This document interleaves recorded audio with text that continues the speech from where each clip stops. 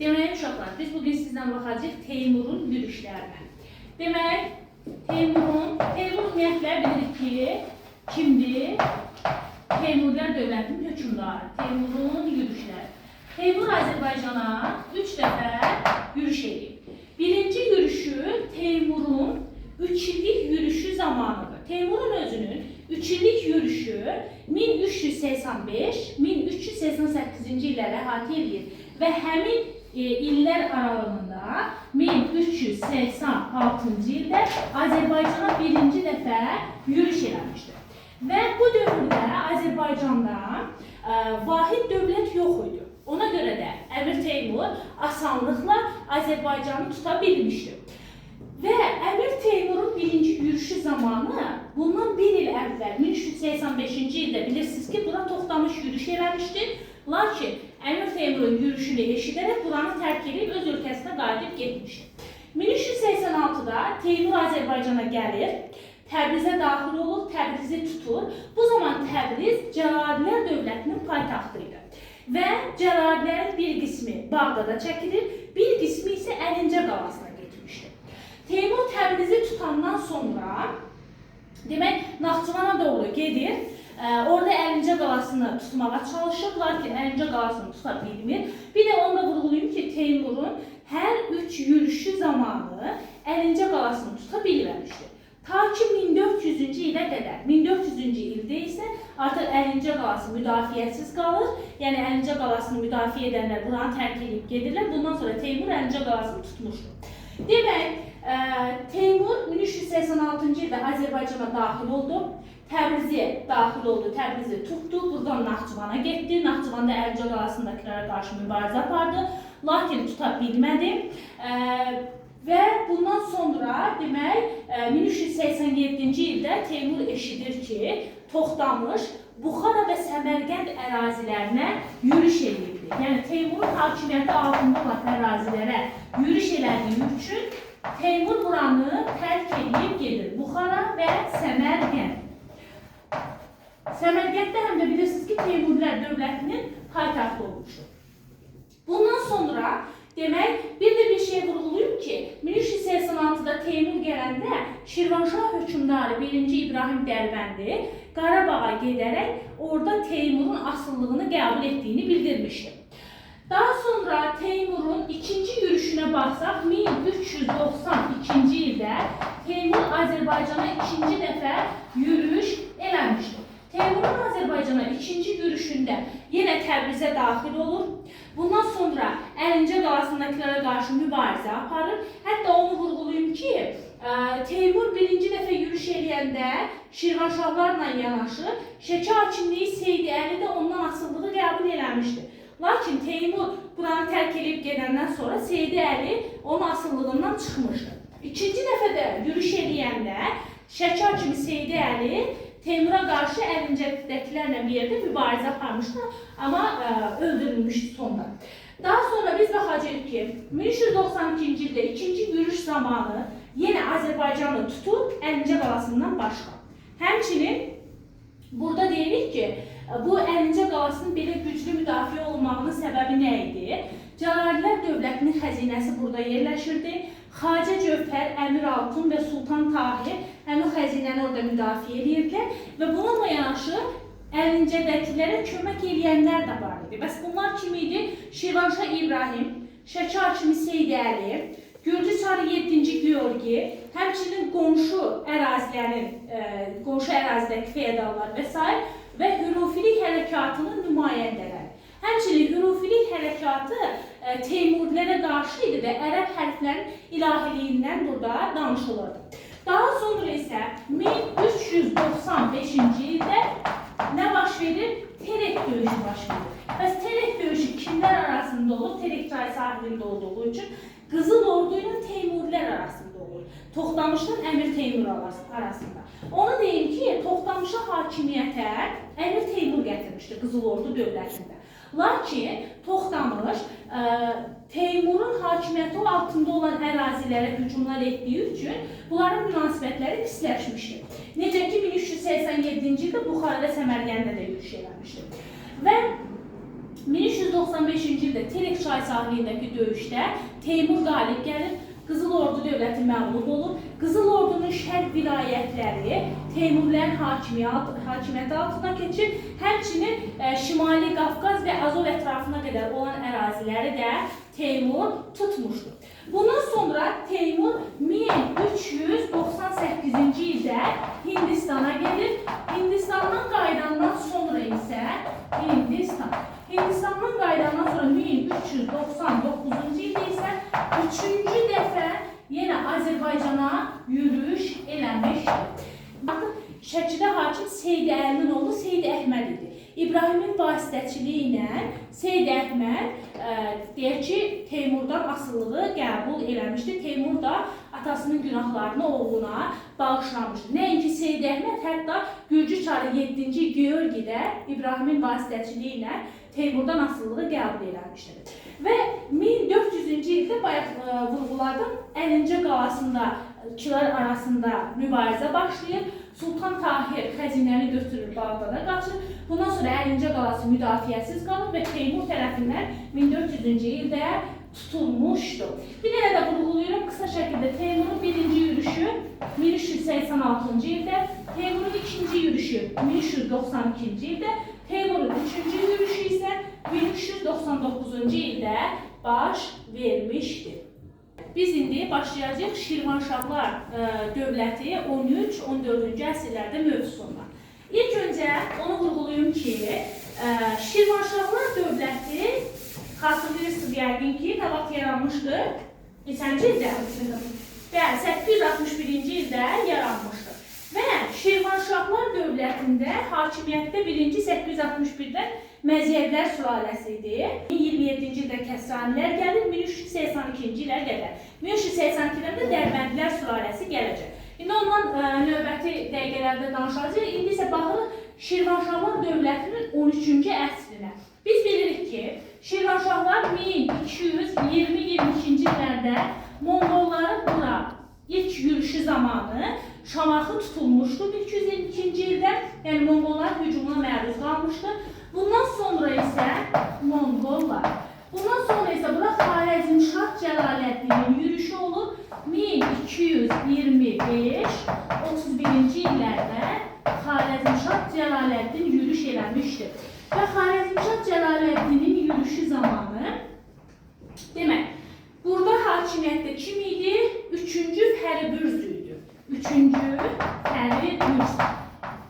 Fəribürz 1227-ci ildə Xarəzmşahlardan asılılığı qəbul eləmişdi. Üçüncü Fəribürzün hakimiyyət illərinə baxsaq, 1225-43-cü illəri əhatə edir. Fəribürz 1227-də Xarəzmşah Cəlaləddinə asılılığı qəbul edərək Şirvanşahlar dövlətinin daxili müstəqilliyi saxlaya bilmişdi. Hətta Xarəzmşah Cəlaləddinə 100.000 dinar xərac verməli idi. Bəs birinci Fəribürz desəm, sizə kimi xatırladar? Birinci Fəribürz kimdən asılı vəzifə düşmüşdür? Bəli, birinci Fəribürz də 1066-cı ildə Səlcuqlardan asılı vəziyyətə düşmüşdü, 40.000 dinar xərac verirdi. Səlcuqların da asılılığı 3-cü Mancurə qədər davam etmişdi.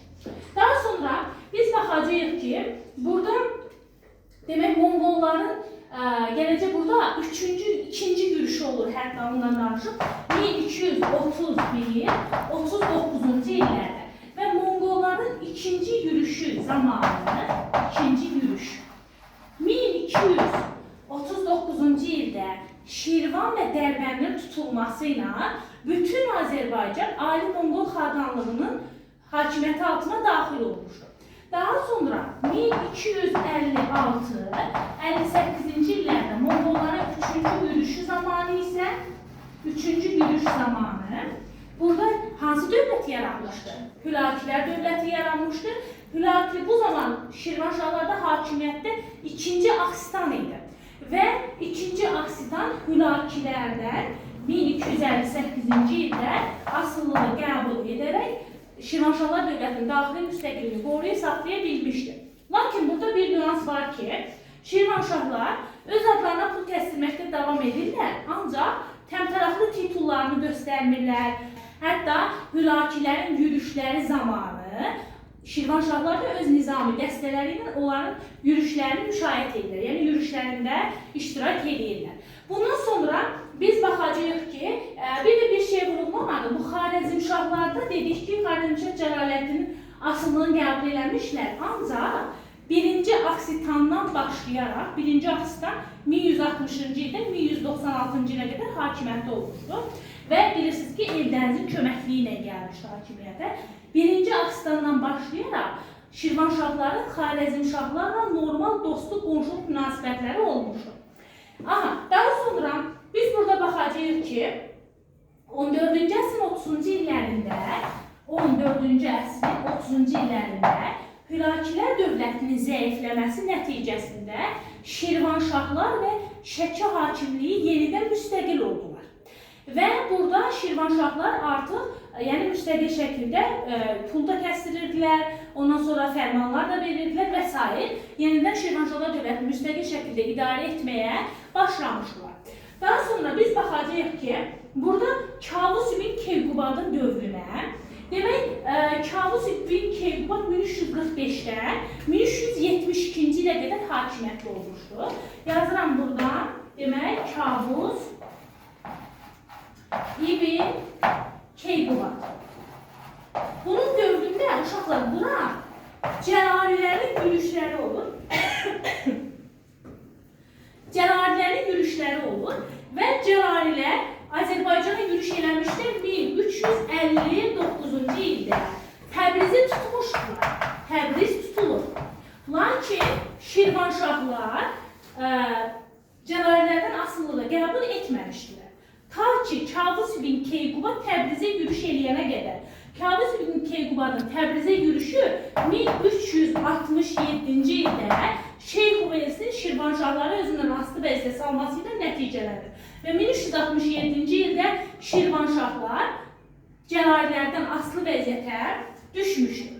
Daha sonra biz baxacağıq burada Hüşəngin dövrünə. Buradan da qeyd edirəm, Hüşəngin dövrü, Hüşəng demək, Kəsanilər sülaləsinin son nümayəndəsi idi.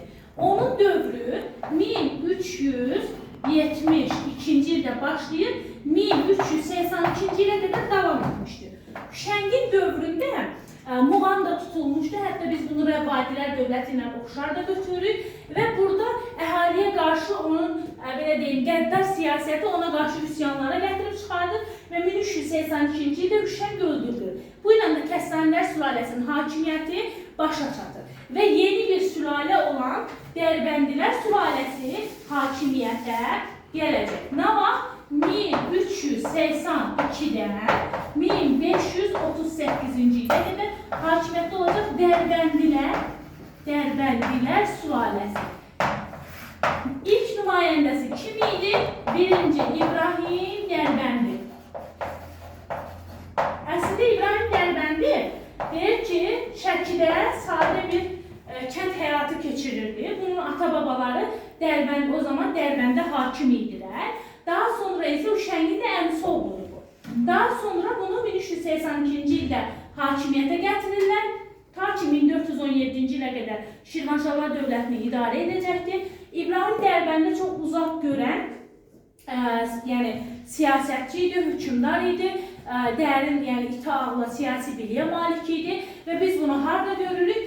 İki düşmən arasında qalanlar, bir 1385-də Toxtamış, 1386-da bura Əmir Teymurun yürüşü olanda İbrahim burada çox siyasi cəhətdən məntiqli bir qərar addım atır və 1386-da İbrahim Qarabağda olan Teymurun hüzuruna gedir, ona müxtəlif hədiyyələr, doqquzluqlar aparır və ondan asılı olduğunu, ona itaət etdiyini bildirir. Və bununla da Şirvanşahlar dövlətinin müstəqilliyini qoruyub saxlaya bilir. İbrahimin niyə Teymuru seçdi desək, çünki Toxtamış yaxından gəlirdi. Ona əgər Şirvanşahları asılı vəziyyətə salsaydı, buranı idarə etmək üçün heç kim lazım deyildi. Amma Teymur uzaqdan gəlirdi və buranı tutanda ona kimsə lazımdır ki, bu ərazini idarə etsin. Ona görə də həm də İbrahim Toxtamışa qarşı güclü bir rəqib tapmaq üçün məhz Teymurla ittifaqa girmişdi. Həmçinin Teymurun yürüşlərində, hansı yürüşlərində 1387, 95 Qızıl Ordu üzərində olan yürüşlərində, Qızıl Ordu üzərində olan yürüşlərində, həmçinin 1402-ci il Teymurun Ankara, yəni Osmanlılar üzərində olan yürüşlərində də iştirak etmişdi. Teymurun müttəfiqi kimi iştirak etmişdi. Teymur bilirsiniz ki, bu əraziləri tutandan sonra idarəsini oğlu Miranşaha tapşırmışdı. Hətta birinci yürüşdən sonra geri qayıdanda oğlu Miranşaha tapşırır, Əlincə qalasının tutulmasını da Miranşaha tapşırır, buranı tərk edir, gedir. Sonra tamamilə tutandan sonra da oğlu Miranşahın oğlu Əbu Bəkir Mirzə Ömər bu Azərbaycanı yəni idarə edirdilər. Ta ki 1405-ci ildə Teymur ölür, Çinə yürüş ərəfəsində Teymur ölür. Bundan sonra İbrahim Teymurlər asıllığından çıxır və Teymurlara qarşı mübarizə aparır. Hətta Azərbaycanı vahid şəkildə birləşdirmə yolunda da mübarizəyə qalxmışdı. Və onu deyim ki, yəni İbrahim Azərbaycan birləşdirmə yolunda mübarizə də aparır. Teymurlərə qarşı mübarizə aparır, hətta öz hakimiyyətini Qarabağa, Qəbələyə, Şəkiyə, Dərbəndə də yaymışdır. Daha sonra bu 1405-ci ildə Kür çayı sahilində döyüş baş verir. Kür çayı sahili döyüşdə İbrahimin müttəfiqləri var idi. Şəki hakimi Seyid Əhməd, həmçinin Ərdəbil hakimi, Gürcüsar 2-ci Georgi, Konstantin. Demək, bunlar birləşmişlər Kür çayı sahilindəki döyüşdə Mirzə Öməri məğlubiyyətə uğratmışlar. Bundan sonra, demək, bu Miranşahın oğlu Əbu Bəkir var idi ki, onun Təbrizdə qanunsuz şəkildə yığdığı vergilər Təbrizlilərin narazılığına səbəb olmuşdu və Təbrizlilər üsyan qaldıraraq İbrahim Dərbəndini də köməyə çağırmışlar. 1406-cı ildə demək, həmin bu Təbrizə daxil olan. Bir şey oluyum ki, İbrahim bu dövrdə Azərbaycanı birləşdirmə yolunda mübarizəyə ki başlayır. Orada Qarabağ və Gəncəni də öz hakimiyyəti altına almışdı. Sonra 1406-cı ildə Təbrizə daxil olub, Təbrizdə qayda qanun yaradır, vergiləri nizama salır. Amma burada cəmi 2 ay qala bilir. Niyə? Çünki Misirdə həbsdə olan Qara Yusif, yəni Qaraqoyunlu sülaləsindən olan Qara Yusif və Cəlali Sultan Əhməd, onlar Teymurla döyüşmüşdülər. Bağdad döyüşündə 1394-cü ildə. Bağdad döyüşündə döyüşərək məğlub olmuşdular Teymura və Osmanlı Sultanı İldırım Bəyazitə sığınmışdılar. Sonra oradan da İldırım Bəyazitdən Teymur istəmişdi onları, amma İldırım Bəyazit verməmişdi. Oradan da bunlar Misirə getmişdilər. İndi Teymur öləndən sonra geri qayıdırlar. Təbriz də bilirsiniz ki, yəni Cəlalilər dövlətinin paytaxtıdır. Ona görə İbrahim Dərbəndi yenidən Şirvana qayıtmışdı. Yəni hətta deyir ki, buraların həqiqi sahibi geri dönür deyə belə bir söz işlədərək qayıtmışdı Şirvanşahlar dövlətinə. Yəni onun Azərbaycanı birləşdirmək qısa çəkmişdi, cəmi 2 ay. Azərbaycanı birləşdirən dövlətləri bir dənə xatırlasaq, ilk olaraq kim birləşdirmişdi Azərbaycanı? Bəli, Sacilər, Yusif ibn Əbu Sac, daha sonra Salarilər, Mərzban ibn Məhəmməd, daha sonra bəli, Atabəylər, Eldənizlər dövləti, Atabəy Şəmsəddin Eldəniz. Ondan sonra demək qısa müddətə İbrahim, daha sonra isə Səfəvilər dövləti Azərbaycanı vahid şəkildə birləşdirən dövlətlər olacaqlar. Bundan sonra demək biz baxacağıq nəyə? Şəki hakimliyinə. Şəki hakimliyində uşaqlar onu vurğulayım ki, 1229-cu ildə burada Şəki və Qəbələyə vali, vəzir təyin olunmuşdu. O idarə edirdi. Daha sonra burada 13-cü əsrin ortalarında Hülakilər dövlətində necə ki Şirvanşahlar asılı vəziyyətə düşmüşdü, Şəki hakimliyinə asılı vəziyyətə düşmüşdü. Sonra burada deyək ki, buranı o dövrdə Fəzullah Rəşidəddinin verdiyi məlumata görə onun oğlu Cəlal idarə edirdi. Şəkidir, Muğandır, Arrandır, bu əraziləri Cəlal idarə edəcək, Rəşidəddinin oğlu. Daha sonra Hülakilər dövləti zəiflədikdən sonra, yəni 14-cü əsrin 30-cu illərində burada hakimiyyətə gələcək Oyraq sülaləsi. Oyraq sülaləsi bu əraziləri idarə edəcək. Teymurun yürüşlərində də bayaq vurğuladım, Yəni dərsin başında birinci yürüşündə burada Seyid Əli idi. Teymura deyək ki, itaətini qəbul edir, amma Teymur ölkədən çıxanda yenidən ona qarşı mübarizə aparır. İkinci yürüşdə Əlincədəkilərlə bir yerdə Seyid Əli Teymura qarşı döyüşür.